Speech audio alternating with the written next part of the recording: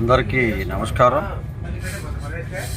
ఈరోజు కర్నూలు వద్ద private travels bus ప్రమాదం అత్యంత దురదృష్టకరం, అత్యంత బాధాకరం.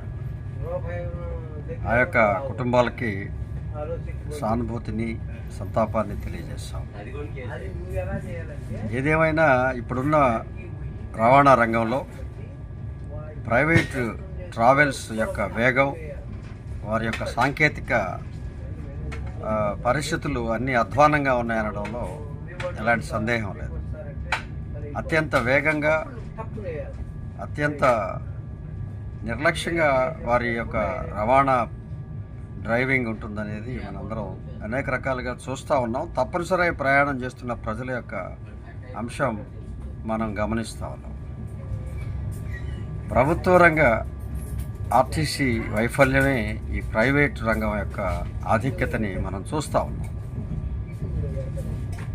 ఎందుకో మరి వెనకబడిపోతూ ఉంది ఆర్టీసీ, అనేక రకాలుగా ముందంజ వేస్తూ ఉంది ప్రైవేట్ రంగం. ఈ ప్రైవేటు ట్రావెల్స్ని మనం చూస్తే అత్యంత వేగంగా పోతూ ఉన్నాయి. డ్రైవర్స్ కూడా షిఫ్ట్ సిస్టంలో లేని పరిస్థితులు మనం చూస్తూ ఉన్నాం. ఆ బస్సుల యొక్క నాణ్యత, వాటి యొక్క అర్హత కూడా నిర్ధారించలేని వ్యవస్థలు ఈరోజు ఉన్నాయి. నజరానాలకు లొంగిపోయినటువంటి ఈ యొక్క రవాణా అధికారులు వాటిని అనుమతిస్తూ అనేక రకాలుగా అవకతవకలకు పాల్పడుతున్నటువంటి రవాణా శాఖ తీరే ఈ యొక్క ప్రైవేటు రంగం యొక్క ఆధిక్యత, ఈరోజు విచ్చలవిడితనాన్నిగా మనం భావించవచ్చు. ఈరోజు కర్నూలులో జరిగిన ఈ సంఘటన వేగంతో పాటు నిర్లక్ష్యమైనటువంటి అంశాలు కనపడతా ఉన్నాయి. తప్పనిసరిగా ఇలాంటి పరిస్థితులకి ప్రభుత్వం బాధ్యత వహించాలి.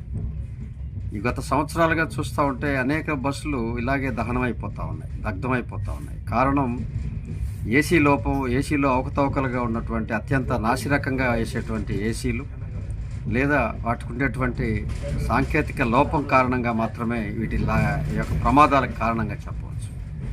ఇప్పటికైనా ప్రభుత్వం ఈ యొక్క వ్యవస్థని బలోపేతం చేయాలి, రవాణా రంగాన్ని కంట్రోల్ చేయాల్సినటువంటి అవసరం ఉంది. ఆర్టీసీ వెనకబడుతూ ఉంది, ప్రైవేట్ రంగం ముందుకు పోతూ ఉంది.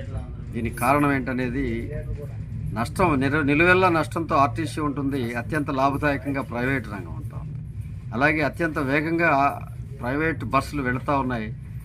ఇవి పెళ్లికి వెళ్ళిన బస్సులాగా ఆర్టీసీ బస్సుల్లో వెళుతున్నారనేది ప్రయాణికుల కారణంగా ఈరోజు ప్రైవేట్ ట్రావెల్స్ యొక్క వైపు ప్రజలు వెళుతూ ఉన్నారు. ఏదేమైనా ఈ యొక్క